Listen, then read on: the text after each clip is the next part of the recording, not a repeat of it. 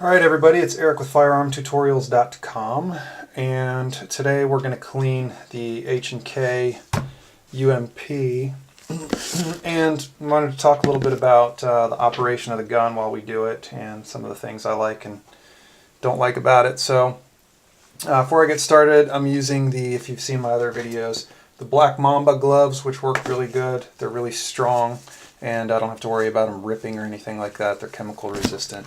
I'm going to use the Hilco lubricant cleaning wipes, which work really well. So first thing we're going to do is start to disassemble this guy. Now since this is a conversion and not a authentic UMP, I'm using the stock block here. So I'll just show you what that looks like. So we pull the pins out and put the bolt forward like so. And there we go. Separates like an AR.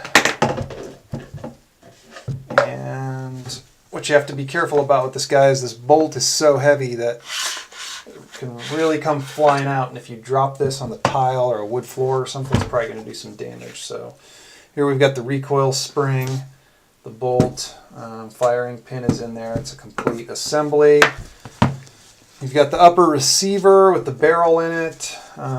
Pretty standard, nothing special about this. It's mostly plastic with the exception of the barrel and a few other things. I think the extractor is metal. These rails are metal, but that's pretty much it for that. And then the lower, nothing too crazy, just a standard fire control group on this guy. It's not full auto or anything because those are illegal in this specific gun. We do have the navy lower here, but it obviously doesn't go any further than semi-auto. And this gun is a blast to shoot. Shooting a pistol caliber round out of a rifle is a lot of fun if you're used to shooting actual rifles with rifle rounds. They're a lot quieter because you don't get the huge supersonic crack of the bullet, you know, because this is a 45 ACP, so it's going to be subsonic by nature. Most of the gun is plastic with the exception of basically anything that needs to be metal, the bolts, like I said, the extractor, the barrel. So there's not a lot of clackety-clack like you get out of an AR where it's just metal parts hitting in metal parts and sliding in metal parts. So it's actually a pretty quiet gun. I was surprised, even though with the breech really close to my face, how quiet the operation of the gun is, you know, with a suppressor. And like I said, a blast to shoot. So the lower pretty much cleans up pretty easily. There's not much going on here. It doesn't get quite as dirty as an AR does, even suppressed. Sometimes the carbon will kind of seep through the crack of the upper and lower receiver, so you just have to clean that off, again, especially if you're shooting suppressed because of the extra back pressure. So that's it for the stock. Now this bolt gets pretty nasty depending on how much you shoot it, especially like I said, if you're shooting it suppressed.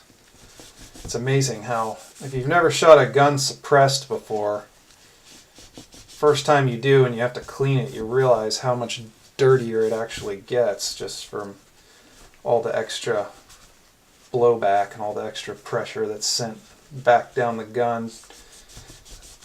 And I mean, it's not a big deal, but it is noticeable if you're not used to cleaning a suppressed weapon. Let's see. But overall, this gun is really easy to clean. It's easier than an AR. I mean, I'm not taking the bolt completely apart, but it doesn't it doesn't get quite as dirty because obviously there's not near as much powder in a handgun cartridge as there is in a rifle. So we've got that pretty much used up. Let's grab another one here. And just to give you an idea of how dirty this is, I probably put, I don't know, about 200 rounds through this thing. Most of them suppressed. So you see there, it's still pretty nasty. As far as oiling this gun, you know, the receiver is plastic, so you don't really need a lot of oil in there, if any at all. I mean, I don't add any extra oil. Basically, the lubrication it gets from me doing what you're seeing here is as much as I give it, and I've never had any problems with this gun. This is not a cheap gun by any means, and not easy to obtain. You can't just walk in and buy one of these off the shelf, especially with the short barrel. This is a NFA or Class 3 deal, so you're not going to get this quickly either, if you can even source the parts. This is more of a custom built kind of thing for those of you who don't know much about HKs and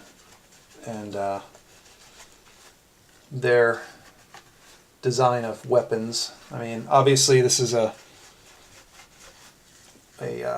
gauged towards the military, and they have a civilian version, which is the USC, which is what this gun started out as in its first life, and converted into basically a UMP clone. But I like to wipe that out really good.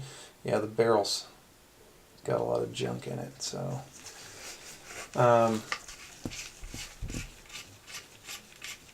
the process of doing this, I guess I'll talk about it as I'm cleaning it, but the process of doing this is basically you buy a USC and you don't use many of the parts from it. You basically use this upper receiver like you see here.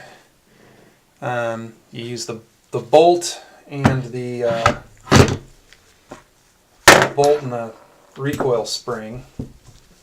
And then the rest of the stuff you basically have to buy separately. The UMP lower you have to buy, the stock block you have to buy, the stock. And then there's some gunsmithing involved, some cuts that have to be made. You have to open up this lower portion here to accept a large magazine, because this is a double stack magazine. The USC comes with a single stack magazine. So that you've got that. These vent holes in the top here were cut like the real UMP has. The internal fire controls are swapped out, so you get the UMP lower, and basically just take all the internal parts out and swap them with the actual USC internals. And there's a couple different reasons for that. One is for ATF compliance, because the UMP has sometimes has full auto components, or the ability to be turned into full auto components. So by replacing them with the USC internal parts, you satisfy their requirements for not having the ability to construct a machine gun. Oh, I forgot about this part in here. And I don't know, a lot of waiting for the tax stamp to come back for the short barrel. You can use the standard 16-inch barrel if you want. I think it looks ridiculous to have such a cool looking gun with this big long barrel. This actually is a US made barrel, and I think it's about an inch too long. I would actually like to cut this back and start the threads back a little further so that the suppressor gets closer to the end of the receiver, but you know, not a big deal really. It's kind of a cosmetic thing. So we'll put the bolt back inside here, slide that down, put the recoil spring back in there like so, and marry these guys back up. You have to have the lower receiver cocked there. You put this back and snap that back in, and then it's just a matter of putting these pins back in.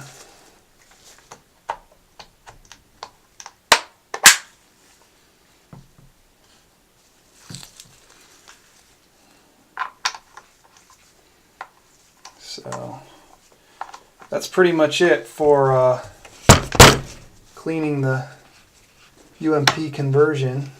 Pretty easy, especially being polymer. It's